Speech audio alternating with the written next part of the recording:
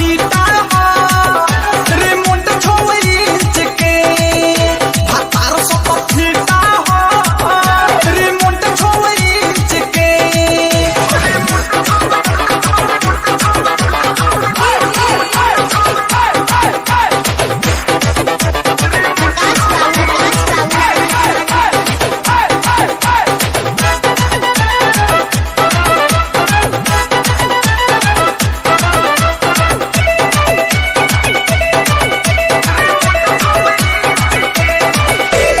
दाबे ना डूबे शाम चाहे सूबे हमरा के गोदी उठा के छाछा पौधा जाके लागे लाजा छोड़े ला मन पनिया के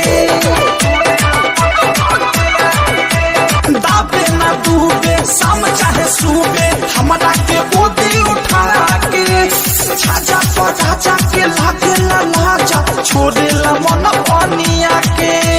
गिज गाचे पड़ी सुखले पहाड़ी ओमे भी रही रींच के भातार 7 फीटा रिमोट 6 इंच के भातार 7 फीटा रिमोट 6 इंच के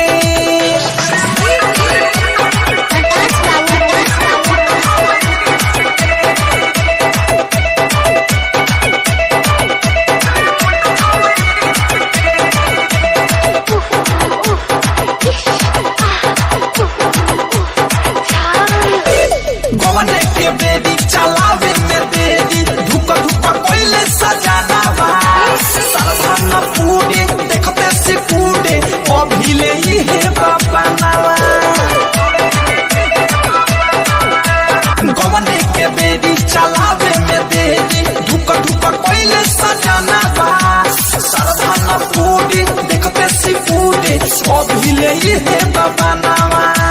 घर के लाजिया कैसन बापिया पड़े जरूरी सिरी चके भातार 7 फीटा